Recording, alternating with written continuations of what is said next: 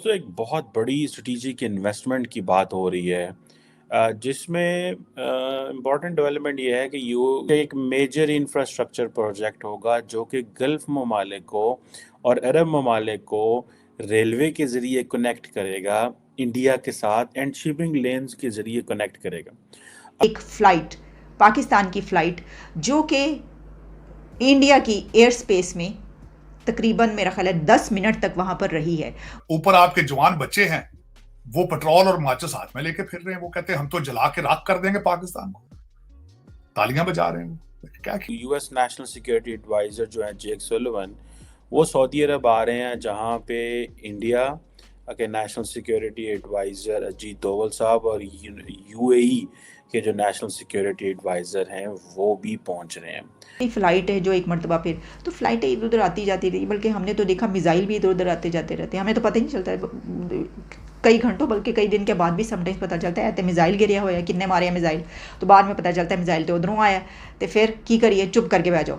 अच्छा इस वक्त आपके हालात तो बहुत खराब है, लेकिन इसका कोई ना कोई हल तो जो चलाने वाले हैं उनसे मेरी रिक्वेस्ट है। और तो मैं इसमें बात आपकी ठीक है, जहां 365 दिनों में 370 हमले हो रहे होंगे जिस मुल्क में, उसके साथ ट्रेड कौन करेगा? बात तो आपकी ठीक, लेकिन ये है वो पाकिस्तान की कमज़ोरी, ये है वो पाकिस्तान की नालायकियाँ कि हमारी सरकार जो है ये बढ़ती हुई डेवलपमेंट्स को एक तो फोर्सी नहीं कर सकी। चेक करें उनके रेलवे उन्होंने ऐसा बना दिया कि हमारे यहाँ के एयरपोर्ट भी हमारे इस तरह के नहीं होंगे जिस तरह का उनका रेलवे बना हुआ है। वो जो चलाने वाले हैं शायद उनके पास कोई और डायरेक्शन है, उनके पास इस चीज का कोई और सोल्यूशन है जो मुझे नहीं पता, आपको नहीं पता। अब खुदा जानते हैं। पाकिस्तान के लिए आज तो पैसे भी मांग के वही ला रहे हैं सियासतदानों की, तो दुनिया फोन ही नहीं उठाती है। सऊदी फर्स्ट प्लेस तो मैं अपने आप को कहता हूँ कि हमारी गलतियां, जब भारत हमसे कारोबार की बात करना चाह रहा था तो वो हमने इग्नोर किया। आज देखें ना, उनके चीन के साथ 125 अरब डॉलर से ज़्यादा की एक ट्रेड है और अगर मामलात ख़राब नहीं हो रहे तो वो इस बिज़नेस की वजह से। अब ये वही बेहतर जानते हैं कि वो पाकिस्तान को किस तरह बचाएंगे या क्या करेंगे। इमरान खान भी उन्हीं का प्रोजेक्ट था, बिलावल भुट्टो भी उन्हीं का प्रोजेक्ट है।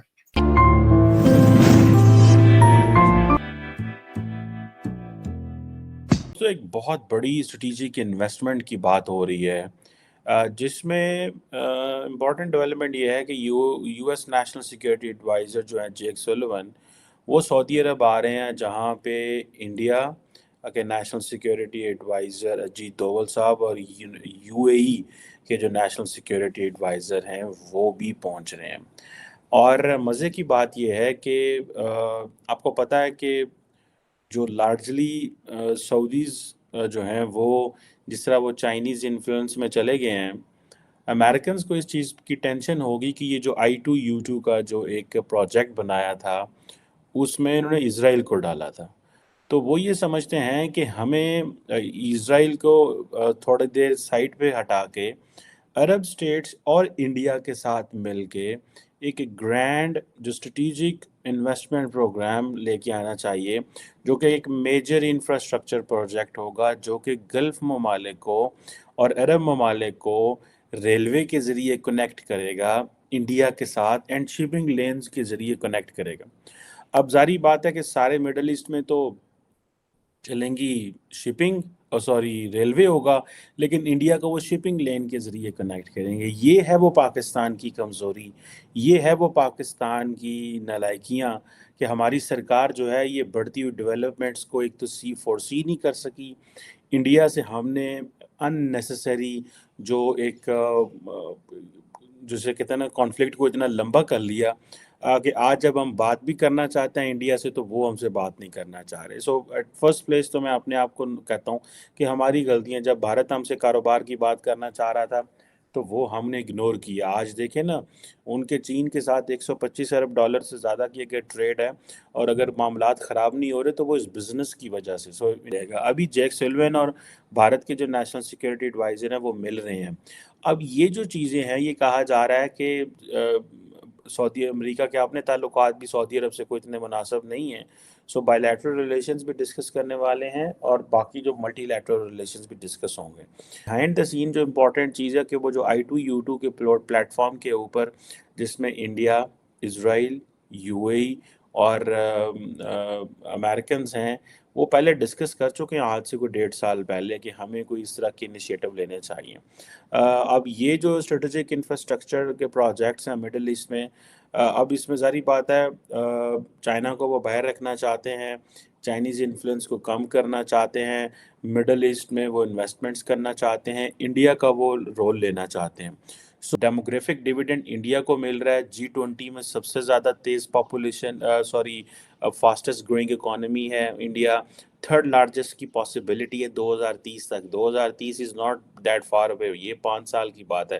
مودی صاحب کا یہ ٹرن ختم ہوا، یہ ٹینیور ختم ہونا ہے 2024 اگر اف ہی ونز ان 2024 تو بائی 2029 مودی صاحب کے ہوتے ہوتے دنیا کی تیسری بڑی اکانومی. تو آپ یہ سمجھیں Modi if he will be in a good health اگر ان کے پارٹی کانسٹیٹیوشن اینڈ دے الاؤ تو یہ 2034 تک بھی 34 تک بھی جا سکتا ہے. So it's a very very important situation. اور یہ آپ کو پتہ ہے یہ پاکستان کے لیے لارجلی یہ بڑی چیلنجنگ انوائرمنٹ ہے. Do not underestimate what's going on there. So اب اوپر آپ کے جوان بچے ہیں وہ پٹرول اور ماچس ہاتھ میں لے کے پھر رہے ہیں، وہ کہتے ہیں ہم تو جلا کے راکھ کر دیں گے پاکستان کو، تالیاں بجا رہے ہیں. وہ کیا کیا جائے؟ اس وقت آپ کے حالات تو بہت خراب ہیں، لیکن اس کا کوئی نہ کوئی حل تو جو چلانے والے ہیں ان سے میری ریکویسٹ ہے. اور تو میں اس میں بات آپ کی ٹھیک ہے، جہاں 365 دنوں میں 370 حملے ہو رہے ہوں گے جس ملک میں، اس کے ساتھ ٹریڈ کون کرے گا؟ بات تو آپ کی ٹھیک، لیکن یہ نہیں کہ سر کشمیر میں بھی تو ہو رہا ہے نا سر. انڈیا بھی تو ابھی ناراض ہے کہ ان کے یہاں ابھی تک 2 اٹیکس جو ہیں، ایک پونچھ کے ایریا میں اور ایک ابھی جو کشمیر میں ہوا ہے جس میں ان کی فورسز کے اوپر جو اٹیکس ہوئے، تو اس سے تو سر اور معاملہ خراب ہو گیا نا. وہ تو معاملہ کہیں گے آپ کے ٹریڈ تو وہ نہیں کریں گے. آپ کے ایک سابق سفیر نے اگلے دن سٹیٹمنٹ چھوڑی ہے. اس نے کہا کہ بھارت نے اٹیک کرنا تھا، صرف اس لیے نہیں کر رہا کہ ایس سی او کا ویٹ کر رہا ہے، ورنہ اس کو ریٹیلیٹ کرے گا. آپ نے پڑھی ہوگی. تو اس میں دیکھیں اب وہ یہ G20 پہ بھی انہوں نے اعتراض کر دیا سر. ہاں کہ وہاں نہیں انہوں نے G20 کا اعتراض کیا ہے کہ وہ کشمیر کے میں کیوں کیے. اس نے ڈاکٹر جے شنکر نے جواب بالکل ٹھیک دیا. اس نے کہا نہ تو آپ G20 کے ممبر ہیں، آپ کہتے نہیں آپ بیگانی شادی میں عبداللہ کیوں دیوانہ ہو کے پھر رہا ہے بھائی. تو دوسرا لیکن یہ میں کہوں کہ وہ مزہ نہیں آیا اس میں، کیونکہ چلے میں تو پہلے ہی کہتا تھا ان کو جانا نہیں چاہیے تھا. جب آپ کوئی ایجنڈا لے کے ہی نہیں جا رہے ہو، کوئی جا کے بات ہی نہیں کر سکتے ہو، بار بار آپ کہہ رہے ہو کہ جی میں ایس سی او کے لیے گیا ہوں. ایس سی او بھائی وہاں ایس سی او آپ کی پھوپھی لگتی ہے، وہاں آپ نہ تو اس کو کچھ دے سکتے ہیں، ایس سی او کو نہ لے سکتے ہیں. ایس سی او کو کیا دے لیں گے آپ نے بڑا مانگ لیا لوگوں سے، بہت خیرات مانگی، اب تو وہ دیتے بھی نہیں لوگ آپ کو. تو لے اب کیوں گئے پھر آپ؟ پیسہ ضائع کرنے کے لیے گئے سر. نہ وہ جو چلانے والے ہیں شاید ان کے پاس کوئی اور ڈائریکشن ہے، ان کے پاس اس چیز کا کوئی اور سولوشن ہے جو مجھے نہیں پتا، آپ کو نہیں پتا. اب یہ وہی بہتر جانتے ہیں کہ وہ پاکستان کو کس طرح بچائیں گے یا کیا کریں گے. عمران خان بھی انہی کا پروجیکٹ تھا، بلاول بھٹو بھی انہی کا پروجیکٹ ہے. اب خدا جانتے ہیں پاکستان کے لیے آج تو پیسے بھی مانگ کے وہی لا رہے ہیں. سیاستدانوں کی تو دنیا فون ہی نہیں اٹھاتی ہے. سعودی